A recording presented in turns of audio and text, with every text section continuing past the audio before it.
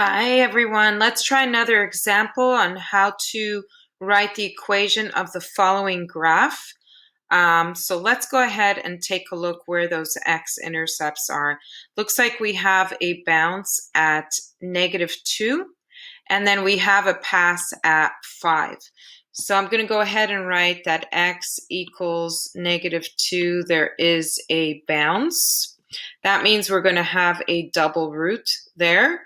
And we have a pass at x equals 5. Now there is a y-intercept at 0, 100.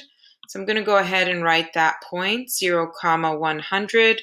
There is a y-intercept.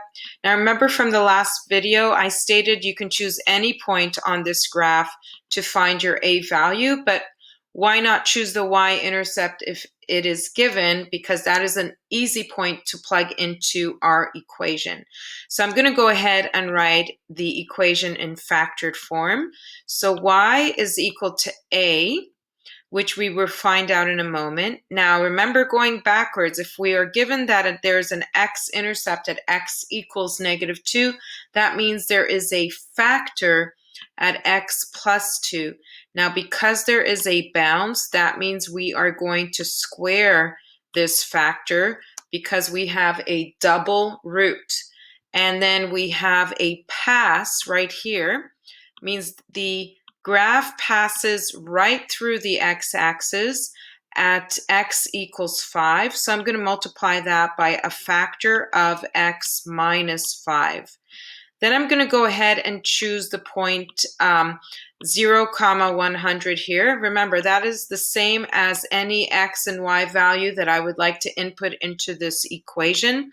So inputting 100 for y, I can write that 100 equals a, plugging in 0 right here, we have 0 plus 2 squared, and then we have 0 minus 5. Simplifying that, we will get 100 is equal to a. Now 0 plus 2 is 2, and 2 squared is 4.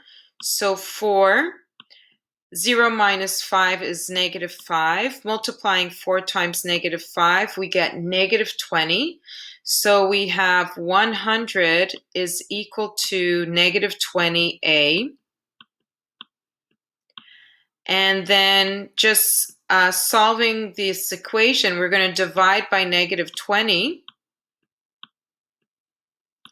So if you can see that our a value is equal to -5, then we can say that our a is -5. Once we know that a is -5, we're going to go ahead and substitute it into this a value right here that we wrote in the equation. So rewriting the equation, we have y equals to -5 and then x plus 2 squared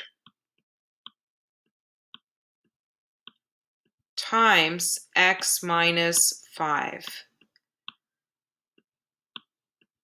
Now notice that our a value is negative, which means that the direction of the graph has changed. It has flipped. Normally, if you remember a cubic function, it always starts from the left side, going from the bottom up and then going up to the right. So the direction has changed, which makes sense because our a value is negative.